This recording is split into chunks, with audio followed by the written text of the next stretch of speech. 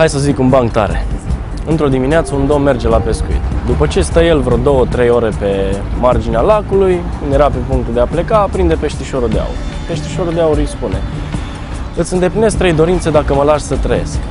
Stă pescarul, se gândește, zice: prima dorință ar fi să am mulți bani. A doua dorință ar fi să fiu sănătos. Iar a treia dorință, aș vrea să fiu invizibil. Iar peștișorul de aur îl face pensionar.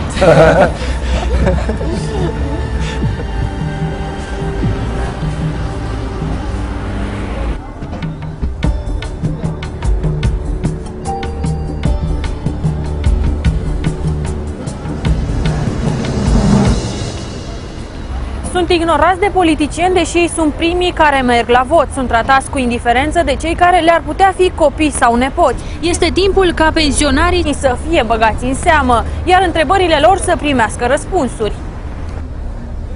Urmăriți în fiecare marți, începând cu ora 16, emisiunea Generația 50+, 50 de minute în care vom oferi soluții la problemele pensionarilor din județul nostru.